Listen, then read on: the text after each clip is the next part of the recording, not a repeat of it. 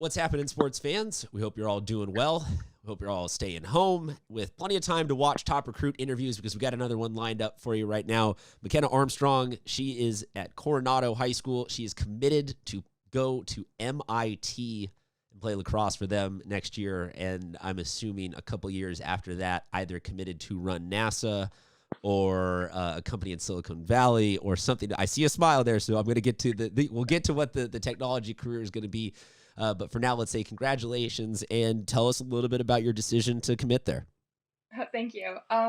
So for me, it was really about the academics and then seeing how lacrosse fit into that. So I reached out to MIT pretty early on, and it was kind of a long process because they can't really ensure anything with their admissions. But, I found it was a good fit for me because the coach is super nice and they're really make sure that the girls are happy on and off the field in the classroom. So I was really comfortable with it being the right fit for me. You mentioned academics, obviously an upper tier institution that you're going to be headed towards, but hopefully you can talk to some of the younger kids out there about having the importance of that balance time-wise between, you got to actually be good at the sport and you got to practice the sport and, all that kind of stuff, but you also have to really be good at time management with class because you can't always just have your athletics guarantee your admission. So talk, any tips, advice, guidance you could give to any of the younger kids out there listening? Yeah, I definitely don't think that athletics and academics are mutually exclusive. And for me, I really used athletics as a break from sports and stuff.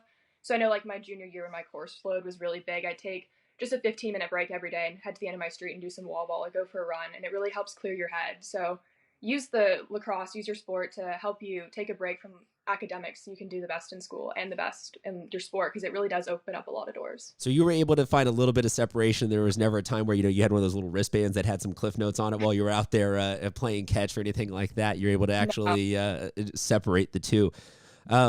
Coronado is in that upper echelon of lacrosse right now in San Diego, Southern California, whatever you want to call it.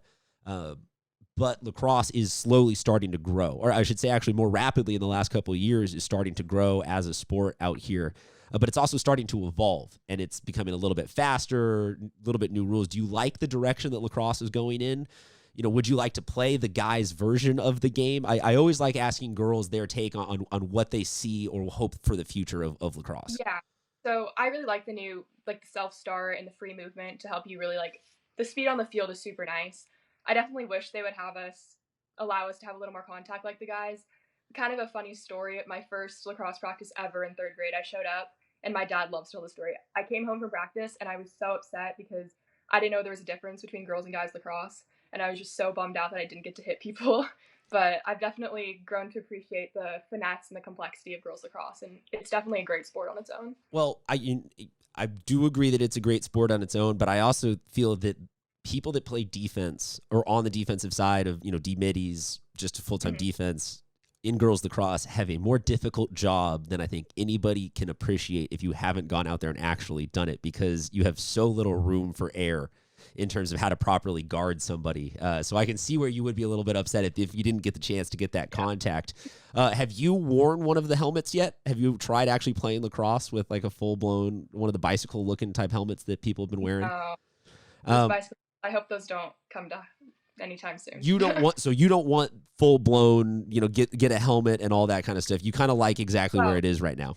If they give us a helmet, then I hope they'd give us a lot more contact. Okay, then pads and so into that full direction. Then there's the little inner child in you right now that's like, yes. Let me get that final chance to cross check somebody. I got to ask because like we mentioned, you're going to MIT. What do you want to major in, or what field do you want to work in? I think I'm going to do bioengineering. So that's I'm interested in genetics and biotechnology and stuff like that, but we'll see how it kind of plays out. So genetics, biotechnology, I'm sure that that's not necessarily medical, but we are in a world right now where that is getting more focus than ever before, all of these fields. So we hope that we get a chance maybe to work with you or for you, when you're out running your entire global empire of it. But how does somebody in high school consume what's going on right now? Do you get your news and do you read all these things as, oh, this is fascinating, I can't wait to start working in some of this? Are you already thinking that kind of way, or do you really, you're like, I don't need any of this news, this is all just kind of scary, let's I'm just kind of asking so that, I think a lot of high school kids don't know what to think about all that's going on right now.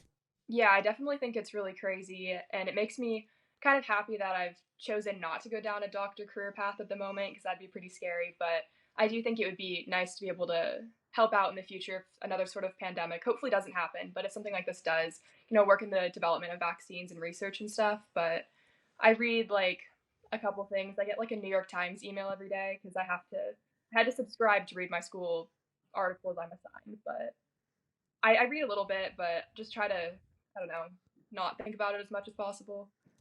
Because everybody's just at home. You mentioned homeschooling and getting a little bit of that.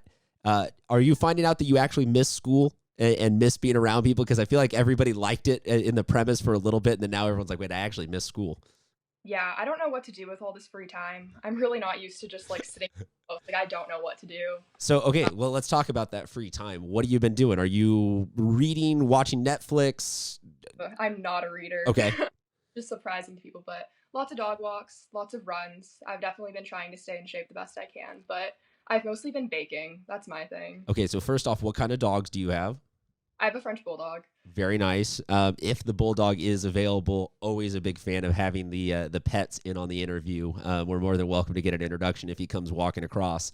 But you say baking. What have you been cooking? I made a strawberry cake and lemon poppy seed muffins, chocolate chip scones, creme brulee, and after this, I'm actually going to make cinnamon rolls for tomorrow. Okay, so one of those things doesn't seem like they are quite in the same ballpark as the other. Creme brulee seems like it's a little bit more finite of a science and an experience. How'd that turn out? It's surprisingly really easy. I thought it'd be super hard. It's just like eggs, cream, vanilla, and sugar. Now, and did you get the chance to torch it on the top, or are you full blown on that? To broil it in the oven, but it was surprisingly easy. I thought it'd be super hard too, but it's pretty good. So where does this interest in baking come from? Is this a long-standing thing for you, or are you just starting into it? It's long-standing. So I was definitely that kid in elementary school that asked for extra math problems all the time. And in third grade, my teacher kind of ran out of stuff to give me. So she told me to practice my fractions by baking. So I've kind of been doing that ever since. Okay, so mixing 2 3/4 cups of sugar and 1 1/8 cups of that is amazing. I thought you were going to go more of you had 38 apples from that math equation, so you made them into apple pie or something like that. So does that also mean you're watching Food Network and cooking shows? Are those your obsession television-wise? TV-wise, I watch Food Network for a while was like the neutral channel in my house, so everyone was talking about work. I think more people understand that right now than ever before in American history. Yeah, I bet. But keep going. I also have a sweet tooth, so I like consume what I make. But my other TV show that like besides like Netflix and like those kind of shows is I watch the Investigation Discovery Channel, which is like kind of crime murder shows because I do my homework exclusively on the couch and it's perfect. It's the perfect balance of I can watch it and do my work, but also take a break. So a little bit of cooking, a little bit of murder, and a lot of homework is how you apparently are passing the downtime. Any Netflix suggestions on good shows to binge? Because everyone, I think, is kind of starved for ideas right now. Yeah, I just started watching All American on a Netflix party with my friend, so we've been watching that. That's pretty good. Otherwise, I'm a sucker for Gossip Girl. Low quality TV, but I always come back to it. Well, and it's a lot of seasons, and you can put it on in the background, and I think that's where everybody is right now. Is they just need that. You mentioned the neutral show, a lot of seasons, something that could take up a lot of time. I hate kind of having to ask this to people, but I also want to give people opportunities to talk about it. If you don't ever get to play again and suit up for Coronado, what do you think you're either going to miss, or maybe what would be a message you'd send to your teammates and your fans and coaches and just that community? Definitely that, like, I'm gonna miss the team. It's gonna, like, because I get to keep playing lacrosse, which is the best part about being committed right now, is that if the season ends, at least I can still keep playing, but definitely gonna miss the girls and the team, and just having, like, your schoolmates with you. Well, certainly right now, like I said, we're sending out the positive vibes. We're all hoping that everyone is watching this from the comfort of their home where they've been locked up for a couple of days and they're doing their job to help everyone get their sports back as soon as possible. Mckenna, thank you so much for joining us, and we hope to see you in action one more time this year. If not, everyone will have to pay attention to your season at MIT next year. We wish you the best.